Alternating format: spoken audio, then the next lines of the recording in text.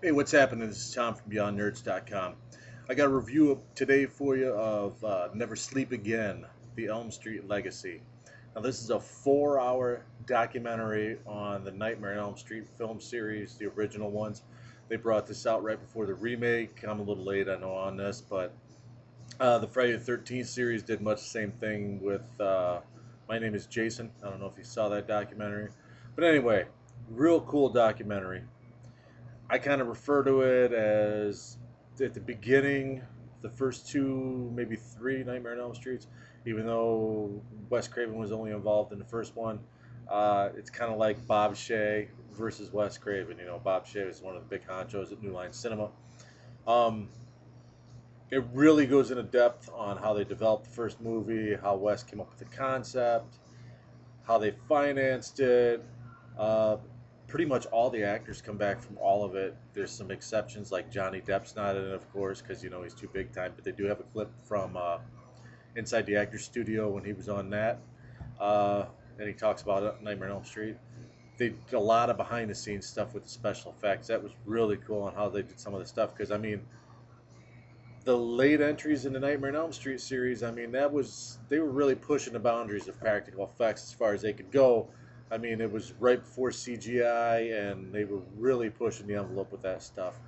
Uh, it really starts to cook when they start getting into the particulars on part three and part four. That's when the documentary really picks up pace, and they talk to everybody. They don't talk to Breckenmeyer. He was in, I think, part six.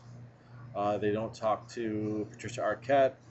She didn't come back for it.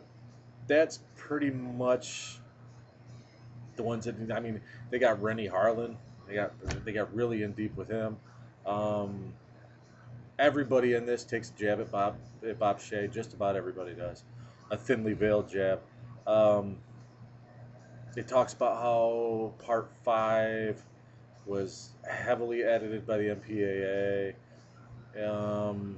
They talk. Most of the actors look pretty much like they did before. The whole thing's narrated by Heather Langenkamp, the original Nancy, who was back in a couple of the sequels. Most notably, she played herself in Wes Craven's New Nightmare. They go in deep on that one. They even touch on Freddy versus Jason quite a bit. They talk to Kane Hodder on why he didn't get to play Jason in that.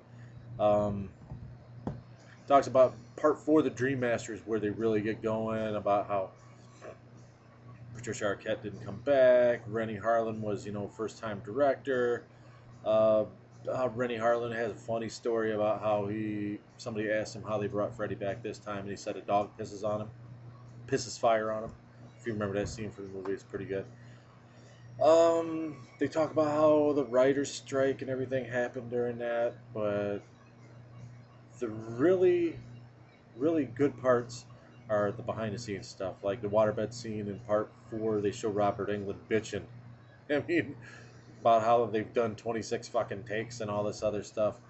But yeah, it's a really good documentary, and like I said, it's exhaustive. I didn't even get into this too yet, but man, they cover everything. It's like 4 hours long. I mean, it's ridiculously long, but it holds your interest. I mean, I had to watch it in two chunks because obviously I'm not going to sit in front of a TV for 4 hours watching. I mean, you know what I mean. But anyway, it's really good, really well done.